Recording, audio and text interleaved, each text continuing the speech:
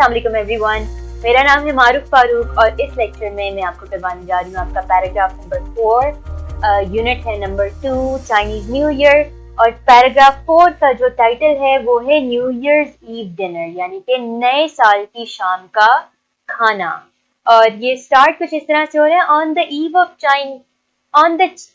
of the Chinese New Year, it is customary to visit relatives and partake in in a large dinner where a number of specific foods are served. नए चीनी नए साल की शाम को अपने रिश्तेदारों से मिलना और बड़ी दावत का हिस्सा बनना एक रिवाज है, जहां पर बहुत सारे मखसूस खाने पेश किए जाते हैं। ठीक हो गया। यानी कि ऑब्वियसली एक त्योहार है, एक बहुत इम्पोर्टेंट मौका है चाइनीज लोगों के लिए। तो वो लोग क्या करते हैं कि न्यू ईयर्स ईव क्या होती है, फर्स्ट से पहले वाली रात, यानी कि उनके जो पहला दिन है उससे पिछली जो शाम है उसको वो लोग क्या करते हैं, वो सब इकट्ठे होते हैं, डिनर बनाते हैं जिसमें वो 8 और या 9 डिशेस सर्व करते हैं। अच्छा, अब 8 और 9 वो क्यों सर्व करते हैं उसका भी आगे एक्सप्लेनेशन उन्होंने दी हुई है। It is typical for a family to make 8 to 9 dishes for the new year's eve dinner. ये एक खानदान के लिए एक बड़ी आम सी बात है कि वो नए साल की शाम के खाने के लिए 8 से 9 खाने बनाएं। Because in Chinese language the word 8 means prosperity, क्योंकि चीनी जबान में 8 का मतलब खुशहाली है, and the word 9 means long lasting, और 9 का जो लफ्ज है उसका मतलब है देर पा। अच्छा, अब ये आप 8 इंग्लिश में लिख सकते हैं, आप इसको 8 उर्दू में लिखेंगे और फिर ब्रैकेट में इंग्लिश में 8 लिख दें, क्योंकि उन्होंने 8 नहीं कहा, उन्होंने 8 कहा है, और 9 के साथ भी आप ये करेंगे, उर्दू में 9 लिखेंगे और ब्रैकेट में ऐसे लिख देंगे। ठीक हो गया। और ऐसे ही आप 8 के साथ करेंगे। ठीक है, अब हम इसके वर्ड्स मीनिंग स्टार्ट करते हैं। पहला वर्ड हमारे पास है स्पेसिफिक। स्पेसिफिक का जो उर्दू का वर्ड है वो है मखसूस। इंग्लिश में सिनोनिम हम इसका लिख सकते हैं पर्टिकुलर। और फिर हमारे पास है सर्व। सर्व का मतलब होता है पेश करना।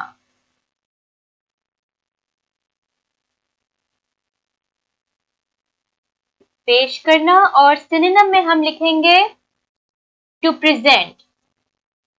ये प्रेजेंट नहीं है, ये है प्रेजेंट। प्रेजेंट का भी यही मतलब होता है पेश करना, कोई चीज सामने लाकर रखना। प्रॉस्पेरिटी का मतलब होता है खुशहाली, और प्रॉस्पेरिटी का सिनोनिम होगा सक्सेस।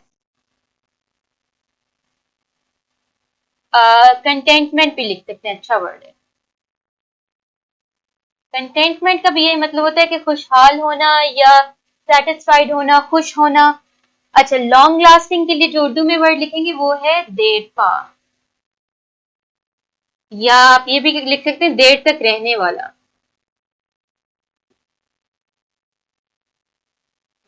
ये दोनों का एक ही मतलब है। ठीक है, और इसमें सस्टेनेबल लिखना है, सस्टेनेबल। सस्टेनेबल का भी ये मतलब होता है लंबे अरसे तक रहने वाली चीज। फिर है पार्टेक। पार्टेक में हम लिखेंगे हिस्सा लेना, और इसमें जो हम सिनोनिम लिख सकते हैं टू पार्टिसिपेट।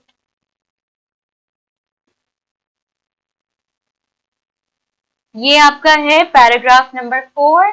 अब हम इसका करेंगे पैराग्राफ नंबर 5।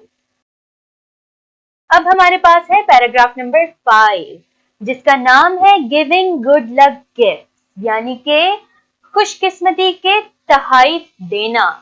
तो इसमें वो क्या कह रहे हैं, उसमें वो कह रहा है it is a traditional practice for adults to give children little red envelopes filled with money in order to symbolize wealth and prosperity for the coming year। यानी कि बड़ों के लिए ये एक रस्मी सरगर्मी है या एक रस्मी काम है कि वो बच्चों को छोटे छोटे लिफाफे दें जिनमें पैसे हो, जो कि अलामत होते हैं दौलत और प्रॉस्पेरिटी, खुशहाली के। ठीक है, यानी कि ये एक रस्मी काम है बड़ों के लिए कि वो बच्चों को छोटे छोटे लिफाफे पैसों से भरे हुए दें जो कि अलामत होते हैं दौलत और खुशहाली के। अब फॉर द कमिंग ईयर यानी आने वाले साल के लिए, it is also common for elders to present red packets to unmarried members of the family. यानी कि बुजुर्गों के लिए भी ये एक आम बात है कि वो अपने खानदान के गैर शादीशुदा लोगों को लाल रंग के लिफाफे दें। पैकेट्स, एनवेलप्स एक ही बात है, ठीक है, कि छोटा सा बैग होता है, छोटे सा कागज का एनवेलप होता है। अच्छा, फिर वो कह रहे envelopes are not to be opened until the recipient has left the home of the giver. यानी कि लिफाफे तब तक नहीं खोले जाते जब तक वो लेने वाले देने वाले के घर से जा नहीं चुके होते। यानी कि किसी बड़े ने आपको वो लिफाफा दिया, आप उस वक्त नहीं खोल सकते, आप वो उनके घर से निकलेंगे तब आप रास्ते में खोल सकते हैं, घर जाके खोल सकते हैं, तो फिर आपको पता चलेगा उसमें क्या है। और बच्चों के साथ भी यही होता है कि उनको वो एक छोटे से एनवेलप में, रेड कलर के एनवेलप में, लाल रंग के एनवेलप में वो कुछ पैसे देते हैं, जो कि हमारी ईद की तरह ईदी जैसे हमें दी जाती है। तो अच्छा, लेकिन ये होता है डिफरेंस ये कि वो उसमें हर चीज में किसी ना किसी चीज की अलामत ढूंढते हैं, किसी ना किसी चीज के साथ उसको वो रिलेट करते हैं।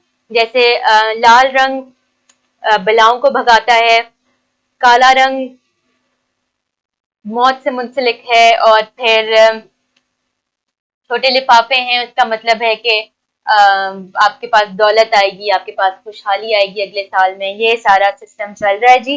और इसमें हमारे पास जो वर्ड्स हैं उनमें पहला है प्रैक्टिस। प्रैक्टिस का मतलब एक तो आप कर सकते हैं सरगर्मी, ट्रेडिशनल प्रैक्टिस उसने कहा है ना, काम भी लिख सकते हैं, ठीक है, और सिनोनिम में लिख सकते हैं इसको एक्टिविटी। फिर हमारे पास है एनवेलप्स। एनवेलप्स में आप लिखें लिफाफे और सिनोनिम में लिख दें पैकेट्स। Keep it simple. फिर हमारे पास वर्ड है वेल्थ। वेल्थ का मतलब होता है दौलत। सिनोनिम में लिख दें प्रॉपर्टी। प्रॉपर्टी, मनी, रिचेज, कुछ भी लिख सकते हैं। अच्छा, फिर हमारे पास है एल्डर्स। अच्छा, इसमें पहले उन्होंने वर्ड यूज किया एडल्ट्स का और फिर यूज किया वर्ड एल्डर्स का। इसमें क्या फर्क है? एडल्ट और एल्डर में क्या फर्क आता है? एडल्ट जो बंदा होता है ना, वो 18 साल से ऊपर का होता है। 18 साल के हो गए, इसका मतलब है कि जी आप एडल्ट हैं, आप एक बड़े शख्स हैं, इंसान हैं, जो ड्राइव कर सकता है, जो अपने डिसीजंस खुद ले सकता है। और एल्डर्स कौन होते हैं? एल्डर्स घर के बड़े होते हैं, फैमिली के जो बड़े होते हैं, बुजुर्ग होते हैं, उनको हम कहते हैं एल्डर्स। ठीक हो गया? तो एल्डर्स में लिख लें जी बुजुर्ग, और सिनोनिम में लिख लें जी फोर फादर्स। फोर फादर्स का मतलब है आपके बाप दादा, परदादा, सब लोग। मेंबर्स में सिंपली आप जब ट्रांसलेट करेंगे ना तो आप लिखेंगे लोग, और सिनोनिम में लिख लें पीपल। फिर है रेसिपिएंट। रेसिपिएंट का मतलब होता है कबूल करने वाला।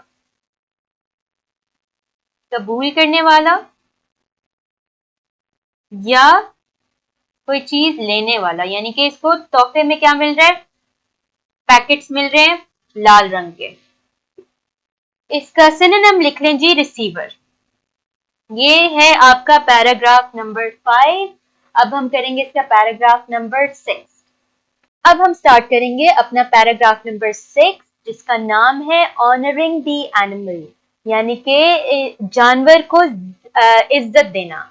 अब इसमें वो क्या कहना चाह रहे हैं? वो कह रहे हैं कि every year is associated with one of the 12 animals of the Chinese zodiac, यानी कि हर साल चीनी सितारों के 12 जानवरों में से किसी एक के साथ मुंसलिक होता है। अब हाँ, 12 साल में 12 जानवरों के साल होते हैं, ठीक है। और क्या वो कहते हैं कि These animals are often represented in decorations. और ये जानवर जो हैं अक्सर सजावटी सामान में दिखाए जाते हैं. फिर वो क्या कह रहे हैं? Some people believe that those born during the year of a particular animal may have the character traits of that animal. यानी कि कुछ लोगों का मानना ये है कि जो लोग एक मखसूस जानवर के साल में पैदा होते हैं उनमें उसी जानवर की खूबियां पाई जाती हैं. अब अच्छा, ये कुछ इस तरह है कि इन जानवरों की लोग इज्जत करते हैं. इज्जत से मुराद ये कि उनसे मोहब्बत करते हैं और वो हर जानवर के साथ उन्होंने हर साल के साथ एक जानवर को मुंसलिक कर दिया, उसके साथ रिलेट कर दिया कि this is the year of the dog और year of the 12 actually proper animals हैं. और फिर वो क्या कहते हैं कि आखिरी पैराग्राफ में वो कह रहे हैं Chinese new year is a time when the family should come together in order to give thanks for the year that has passed. यानी कि चीनी नया साल एक ऐसा वक्त है जब खानदानों को चाहिए कि वो इकट्ठे हों ताकि वो पिछले साल का शुक्रिया अदा कर सकें and reinvigorate themselves for the coming year. और अपने आप को अगले साल के लिए एक तरह से दोबारा जिंदा कर सकें. अब दोबारा जिंदा करने से मुराद ये है कि वो रिफ्रेश कर सकें, अपने आप को तैयार कर सकें कि पिछले साल में जो हुआ वो हो चुका, अगला साल नई खुशकिस्मती को लेकर आएगा, हमारे लिए अच्छा साबित होगा, बेहतर साबित होगा. ये इसका पूरा कॉन्सेप्ट है. ठीक है, अब हमने क्या करना है? अब हमने इसके वर्ड्स, मीनिंग्स और सिनोनिम्स करने हैं, जिसमें जोडियक के लिए जो सिंपल सा जवाब है ना वो है सितारे. ठीक है, सितारों का हाल, एस्ट्रोलॉजी जो होती है वो जोडियक से रिलेटेड होती है. जोडियक साइंस आपके होते हैं स्टार्स, जैसे सजिटेरियस, एरीज, कैंसर, जेमिनाई वगैरह. ठीक है, तो हाँ, इसका सिनोनिम में आप लिखें एस्ट्रोलॉजी. और एस्ट्रोलॉजी क्योंकि एक फील्ड है, एक किस्म का सब्जेक्ट ही है, तो मैं इसका एक कैपिटल लिख रही हूँ क्योंकि वो फिर प्रॉपर नाउन हो जाती है. एस्ट्रोलॉजी हो गया जी. फिर वो हमें कह रहे हैं रिप्रेजेंटेड. रिप्रेजेंटेड का क्या मतलब होता है? रिप्रेजेंटेड का मतलब होता है दिखाना, कि कोई चीज, किसी चीज की अक्कासी करना. अक्कासी इसमें फिट नहीं होगा वर्ड, लेकिन किसी चीज का को दिखाना, शो करना. जैसे कि यहाँ पर जो इस्तेमाल हो रहा है रिप्रेजेंटेड का वर्ड, कि ये जानवर इनकी डेकोरेशन में रिप्रेजेंट होते हैं, कि उनकी नुमाइश की जाती है. नुमाइश भी अच्छा वर्ड है, नुमाइश करना. ठीक हो गया. अब इसमें टू शो लिख दें. ठीक है, आगे हमारे पास वर्ड है कैरेक्टर ट्रेट्स. ठीक है, कैरेक्टर ट्रेट्स जो पूरा ही हमारा फ्रेज है ना, उसका मतलब आपने सिर्फ एक ही लिखना है, खूबियां. कैरेक्टर की वैसे उर्दू होती है किरदार, लेकिन जब कैरेक्टर ट्रेट की बात की जाती है तो इसका मतलब है कि खूबियां, उसके किरदार में जो भी उसकी आदतें वगैरह हैं उनकी बात हो रही है. ठीक हो गया. और ट्रेट्स का सिनोनिम में लिख रही हूँ कैरेक्टरिस्टिक्स. नहीं जी. और आखिरी वर्ड हमारे पास है पैराग्राफ नंबर 7 से, जो है री इनविगरेट. इसका मतलब है दोबारा जिंदा होना, तैयार होना, दोबारा तैयार होना. दोनों में से कोई भी लिख सकते हैं, दोनों ही ठीक है. और इसमें जो मैं सिनोनिम लिख रही हूँ वो है रिफ्रेश, कंप्लीटली फाइन. ओके, तो ये आपका पूरा चैप्टर था जिसकी ट्रांसलेशन, सिनोनिम्स और मीनिंग किए हैं. अब नेक्स्ट लेक्चर में मैं आपको इसकी एक्सरसाइजेस स्टार्ट करवाऊंगी. और कोई क्वेश्चन हो तो जरूर पूछें. मैं आपसे मिलूंगी अगले लेक्चर में. तब तक के लिए अल्लाह हाफिज.